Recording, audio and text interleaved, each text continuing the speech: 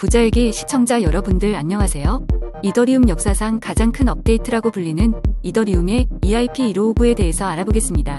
2021년 8월 4일 런던 하드포크가 완료되었습니다. 총 5개의 EIP를 담고 있는 내용이었는데요.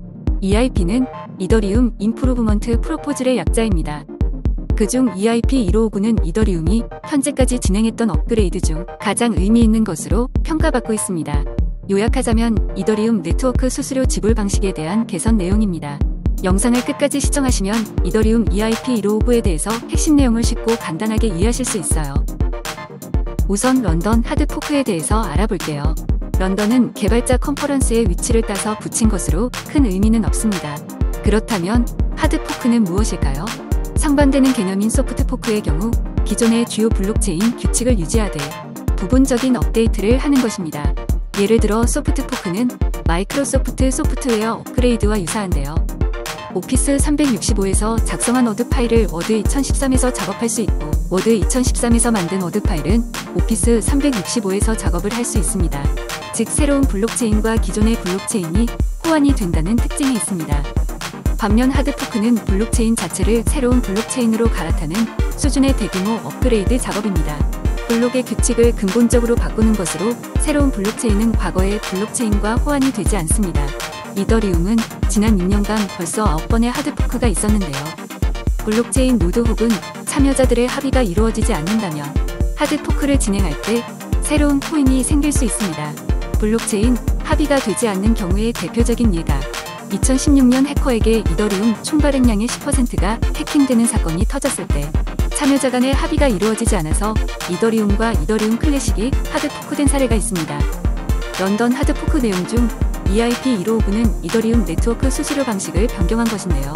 이더리움 수수료는 어떻게 구성될까요?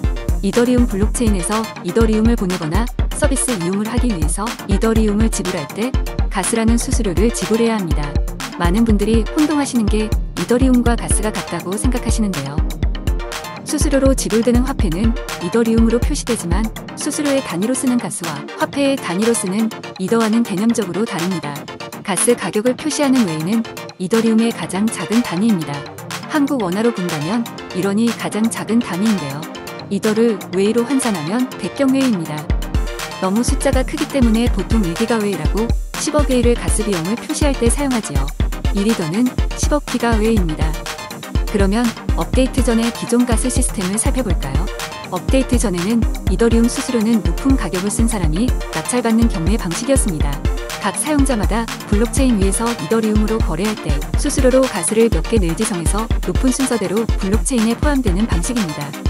경매 방식의 문제점을 설명하기 위해서 간단하게 예를 들어보겠습니다. 이더리움 블록체인의 블록은 최대 가스 용량이 정해져 있는데요.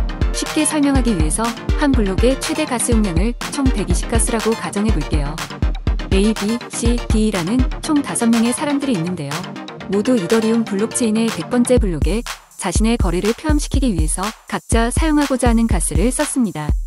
A는 가스 60개, B는 50개, C는 30개, D는 20개, E는 10개로 이차례습니다. 블록 하나의 최대 크기는 가스 120개이기 때문에 가장 높은 양의 가스를 적은 A의 60개, B의 50개가 낙찰되었습니다.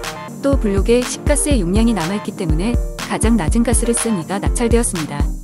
반면 나머지 C와 D는 블록체인에 내 거래를 기록할 수 없고 다음 블록체인으로 넘어갔습니다.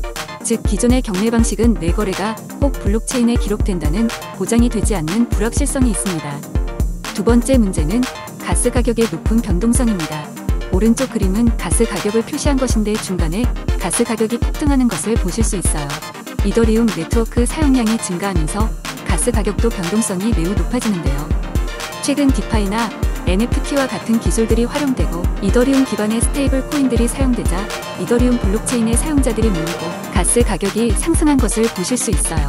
이런 높은 변동성 때문에 이더리움 블록체인 사용자는 자기가 원하는 편한 사용자 경험 UX가 어려워집니다. 그렇다면 이번 EIP1559로 어떻게 변했는지 살펴보겠습니다. 이번 EIP1559에는 기존 경매 방식에서 기본 수수료라는 개념을 도입했습니다. 수수료는 총 3가지로 나뉘는데요.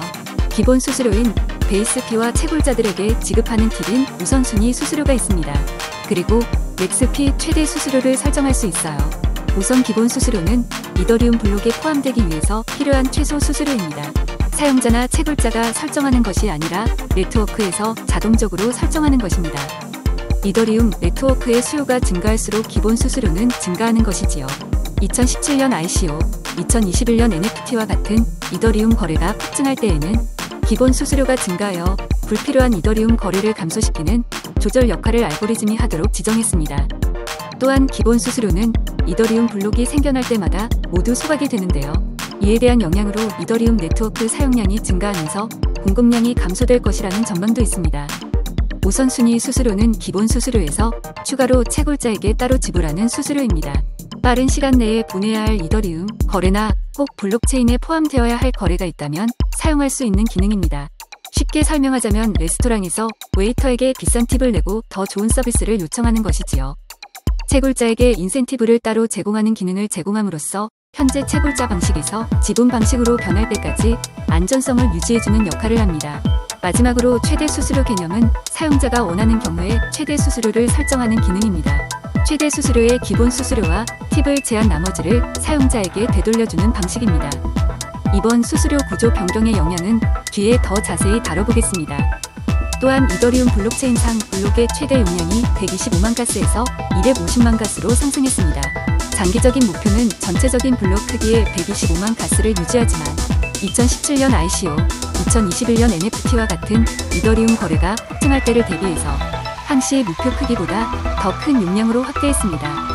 또한 블록 사이즈에 탄력을 주는 방식으로 최대 가스량을 늘리는 방식을 취하는데요. 블록의 최대 트랜잭션이 다 차면 블록 사이즈를 기본 수수료 조절로 네트워크 수요에 따라 자동적으로 설정할 수 있습니다. 즉 전체적인 블록 크기의 사용량은 125만 가스로 유지하도록 기본 수수료가 조정될 것입니다. 이전 경매 방식과 EIP1559 방식을 비교해서 이번 업그레이드의 영향을 살펴보겠습니다. 우선 블록 용량이 커졌습니다. 1250만 가스에서 2500만 가스로 최대 용량이 커졌는데요. 블록 크기가 기존보다 2배 증가해서 네트워크 처리 안정성이 증가했습니다. 두 번째로 사용자 경험인 UX가 개선되었습니다. 수수료 구조가 투명화되어서 가스 변동성이 낮아질 것으로 기대되는데요. 기존에는 이더리움 블록체인 사용자들이 경쟁적으로 가스 비용을 높게 적었지만 EIP1559로 높게 입찰한 수수료는 사용자에게 환불되도록 되었습니다.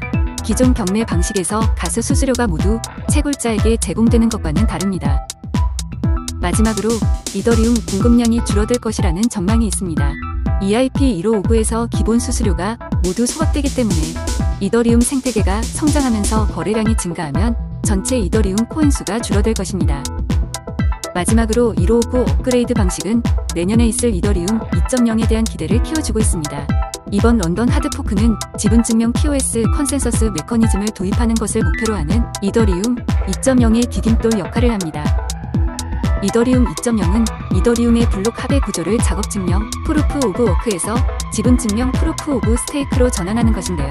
비트코인과 이더리움이 채택한 작업 증명 합의는 작업 증명으로 채굴 업체들이 경쟁적으로 블록체인 블록 생성에 필요한 암호 문제를 해독하고 그에 대한 보상을 지급받는 방식입니다. 하지만 그의 치명적인 단점은 채굴에 소모되는 막대한 전기 자원입니다. 과연 이더리움 2.0이 도입된다면 이더리움 가격은 어떻게 될까요? 내년이 기대되네요. 오늘도 영상 시청해주셔서 감사합니다.